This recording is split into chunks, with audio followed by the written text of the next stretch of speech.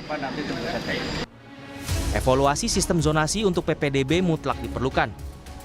Berkaca dari tahun-tahun sebelumnya, kerap ditemukan kecurangan agar anak dapat diterima di sekolah yang diinginkan, padahal rumah siswa tak masuk dalam zonasi sekolah yang dituju. Dari investigasi harian Kompas pada Juni lalu, modus pemalsuan dokumen PPDB dimulai ketika orang tua atau wali meminta bantuan jasa edit dokumen di media sosial, khususnya Facebook. Temuan harian Kompas biayanya Rp100.000.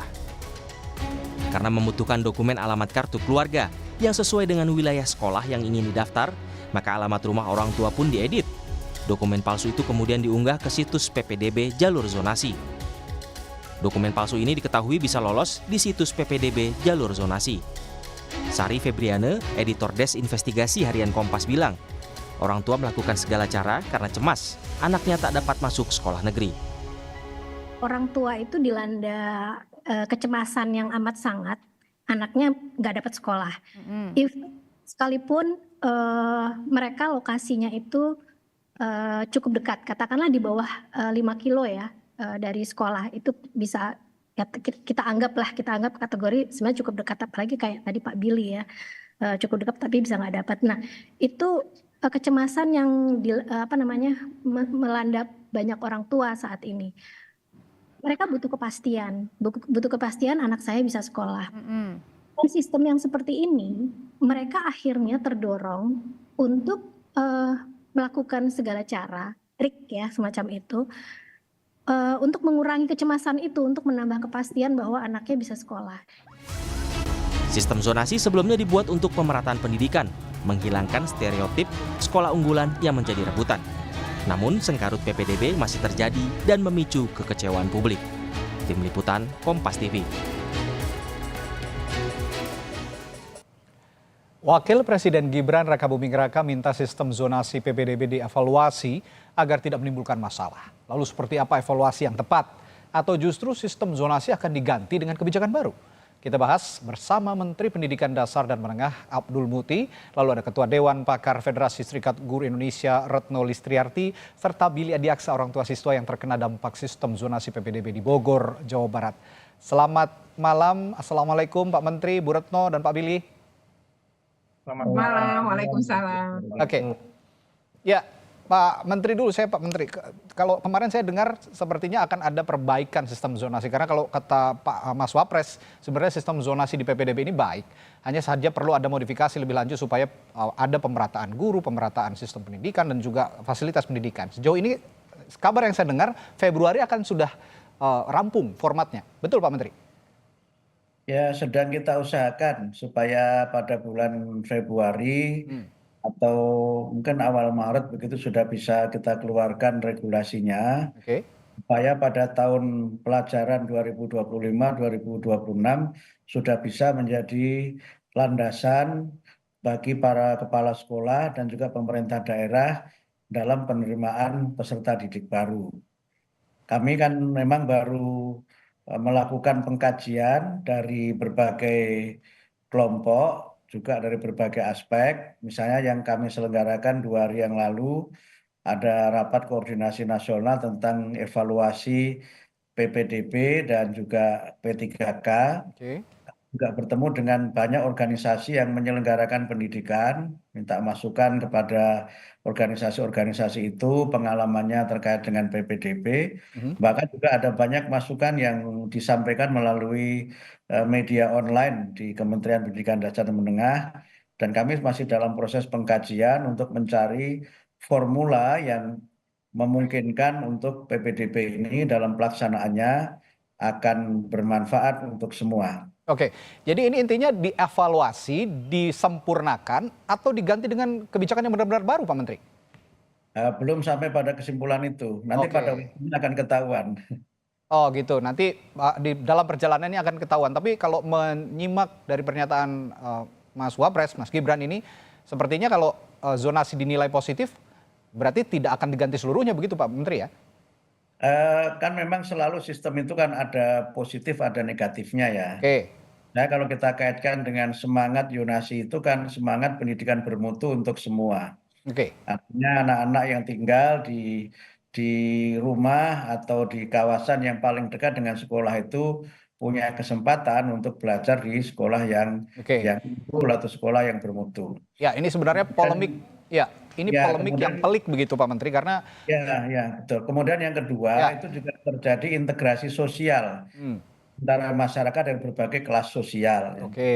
Nanti kelompok-kelompok elit, kelompok alit, dan masyarakat biasa ini bisa saling bertemu di sekolah itu. Hmm, Nah, problemnya kan memang jalur zonasi itu, kalau kita lihat dari pelaksanaan sekarang kan ada yang berdasarkan domisili, mhm, yang kedua ada yang berdasarkan prestasi, oke, ada yang berdasarkan afirmasi, dan ada juga yang berdasarkan mutasi. oke. Nah, tentu adalah dalam beberapa hal memang yang menjadi perdebatan itu soal domisili dan prestasi. Kalau afirmasi mungkin tidak banyak Ya, persoalan, ya. Misalnya menyangkut untuk saudara-saudara kita yang mengalami difabilitas, mutasi itu juga mutasi mengikuti tugas orang tua, mungkin tidak terlalu pelik gitu, ya, oke, presentasinya sedikit. Nah, yang oke. prestasi ini yang memang menjadi wilayah yang banyak Ya, perdebatan. prestasi dan domisili. Nah, saya akan ajak Ya, kita semua, termasuk Pak Menteri juga dan pemirsa Kompas TV juga untuk kembali mengingat ketika ada seorang orang tua siswa yang malam hari ini juga hadir Pak Billy waktu saat itu mengukur jarak rumahnya ke sekolah yang kurang lebih hanya 900 meter kalau saya tidak salah ya Pak Billy. Ya, ini saya akan tampilkan lagi visualnya kepada Anda Saudara. Dan pada saat itu, nah ini yang dilakukan Pak Billy dengan menggunakan sebilah kayu begitu ya kalau saya tidak salah, ini kalau saya tidak salah lihat ini sebilah kayu ini hanya 900 meter. Nah, aksi ini dilakukan sebagai bentuk protes sebetulnya oleh Pak Billy pada saat itu, yang dilakukan tidak hanya Pak Billy, sebenarnya ada sejumlah orang tua siswa juga. Nah, ini calon siswa baru yang tidak lolos dalam seleksi jalur PPDB di SMA Negeri 3 Bogor, yang pada saat itu juga visual ini menjadi viral begitu di media sosial. Nah, Pak Billy ini sempat mengungkapkan juga bahwa anaknya itu tidak diterima di SMA 3 Bogor karena kalah dengan justru siswa-siswa yang jarak rumahnya dengan sekolah ini lebih jauh dari dia, padahal tidak lagi ada ukuran masalah prestasi atau tadi soal juga zonasi. Ini saya akan minta cerita lagi nih buat Pak Billy waktu itu, bagaimana hambatan zonasi yang dihadapi pada saat Anda akhirnya melakukan protes mengukur jarak ini, Pak Billy? Baik, terima kasih. Pada saat itu mohon izin tadi saya koreksi sedikit bahwa jaraknya adalah 660 Oh, bahkan lebih dekat, 600 meter ya? Baik. meter. Waktu itu saya hanya bisa memilih sekolah itu karena memang letak rumah dengan sekolahnya 660 meter sekian. Nah, itu di maps yang ditentukan oleh sistem PPDB. Oke. Jadi saya ingin memastikan saat itu saya ditemani beberapa teman-teman dan orang tua murid yang lain. Coba kita pastikan lagi apakah betul jarak yang kita punya dengan sekolah itu betul. Ternyata tidak jauh berbeda dengan maps begitu. Di angka 662 meter kurang lebih waktu itu. Saya berinisiatif mengukur ulang, hanya ingin membuktikan kepada pihak sekolah saja bahwa kami yang berada di dekat sekolah harus kemana lagi kalau zonasi ini tidak bisa menampung aspirasi kami. Oke, ini kan terjadi di bulan Juni ya Pak Billy ya? Iya. Ya. Nah, setelah itu tindak lanjutnya bagaimana? Apakah anak Anda tetap diterima di SMA 3 Bogor atau di sekolah di sekolah swasta dulu lalu dipindah ke sekolah negeri atau bagaimana?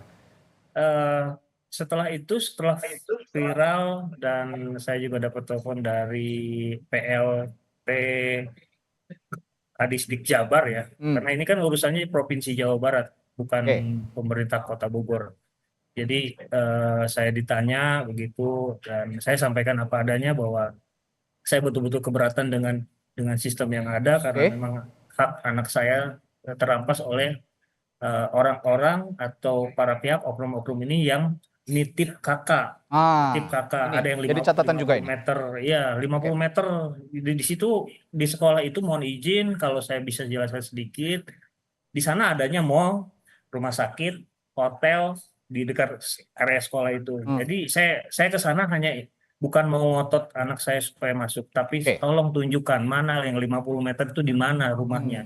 Waktu itu Dan tidak bisa pertanyaan menunjukkan. saya itu tidak bisa menunjukkan. Oke. Nah, ini jadi catatan juga bahwa ada praktik kecurangan lah ya dalam hal ini memodifikasi kartu keluarga dengan mencantumkan nama alamat di anak sekolah ini, anak didik ini yang sepertinya juga dimasukkan dalam alamat yang cenderung lebih dekat lah dengan sekolah. Padahal yang bersangkutan tidak berada di situ. Kurang lebih begitu ya Pak Billy. Nah, Betul. oke. Kalau begitu saya ke Bu Retno nih. Zonasi ini Bu Retno kerap bikin kisruh lah ya kalau setiap tahunnya ada kasus-kasus seperti ini, ada kecurangan modifikasi KK apa segala macam gitu ya. Ini saya tanya dari sisi guru sebenarnya. Dari guru sendiri apakah melihat ini hal yang krusial karena memang tadi sempat disinggung juga oleh Mas Gibran bahwa pemerataan guru di setiap wilayah juga tidak semuanya merata begitu Pak Bu Retno. Ada catatan soal ini? Ya, pertama kalau kami ya Federasi Serikat Guru Indonesia, guru kami adalah yang mendukung PPDB sistem zonasi. Oke. Karena tadi Pak Menteri juga sudah menyampaikan ya kenapa alasannya. Yang kedua, sebenarnya Kemendikbud ketika akan menerapkan sistem zonasi waktu di zaman Pak Muhadzir ya menjadi menteri, itu 8 tahun hasil riset itu menunjukkan bahwa ini anak-anak dari keluarga miskin itu mengeluarkan biaya pendidikan jauh lebih mahal daripada anak-anak justru dari keluarga menengah ke atas. Nah, itu karena anak-anak ini waktu itu kan sistemnya adalah pakai nilai ya. Nah, ini anak-anak ini selalu kalah gitu dengan bahwa ada anak yang dari keluarga tidak mampu pintar pasti ada. Maksudnya mampu menjawab gitu dengan baik soal sehingga ujian nasionalnya waktu itu nilainya tinggi gitu ya. Kan waktu itu menggunakan ujian nasional nilai. Tetapi sebenarnya anak-anak dari keluarga kaya ini kenapa mereka menguasai?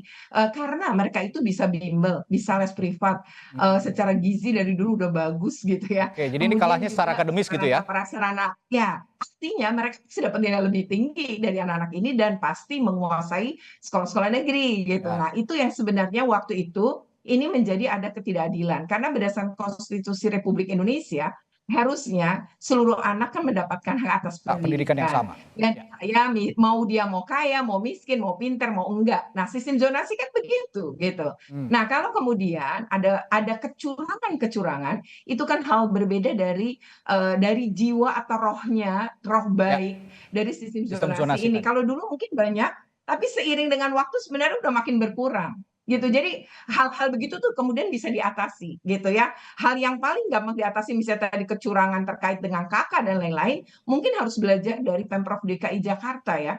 Mereka menerapkan sistemnya itu ya betul-betul minim kecurangan, terus betul-betul tidak ada hal yang bergejolak itu kemudian DKI Jakarta mampu karena mereka betul-betul ngelibatin Dukcapil gitu ya. Dan betul-betul itu kalau anak pindah KK aja ya, dia itu kakek nenek, misalnya ikut kakek nenek karena orang tua yang meninggal, itu betul-betul harus dibuktikan dengan akta kematian. Terus kalau kemudian dia ikut tante, harus dibuktikan juga yaitu dengan ini sudah diadopsi atau tidak gitu. Dan itu harus ada keputusan pengadilannya. Jadi nggak mudah betul untuk pindah kakak atau kakaknya diakui gitu ya tiba-tiba kalau tidak ada hubungan keluarga atau hubungan darah gitu. Itu menurut saya penting dijadikan contoh gitu untuk mengurangi model kecurangan yang terjadi di beberapa daerah. Oke, ini satu hal. Tapi Berto, kalau jumlah sekolah negeri tidak bisa bertambah misalnya, karena ini dalam visi pemerataan pendidikan dan juga tenaga pendidik begitu ya kira-kira.